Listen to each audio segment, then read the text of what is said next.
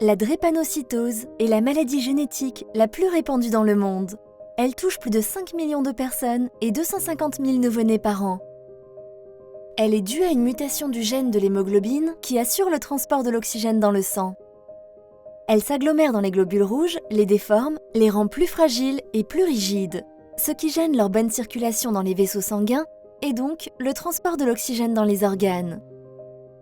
Elle offre en revanche aux transmetteurs une résistance aux effets mortels du paludisme, ce qui explique qu'elle soit particulièrement fréquente dans les populations d'origine antillaise, africaine et méditerranéenne.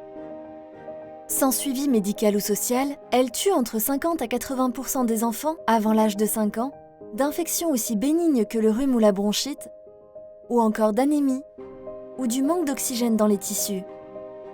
On ne sait pas encore comment guérir simplement cette maladie orpheline douloureuse.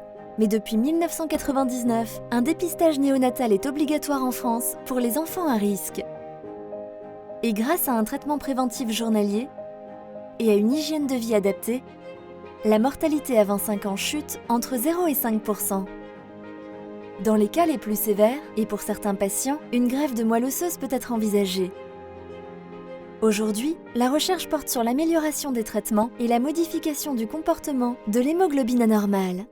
Grâce aux fonds reversés par le groupe LVMH, l'hôpital de référence Robert Debré a pu faire avancer la recherche médicale en découvrant un nouveau traitement atténuateur en cours d'essai thérapeutique, mais aussi mieux comprendre les besoins des malades et améliorer la prise en charge des patients suivis par l'hôpital.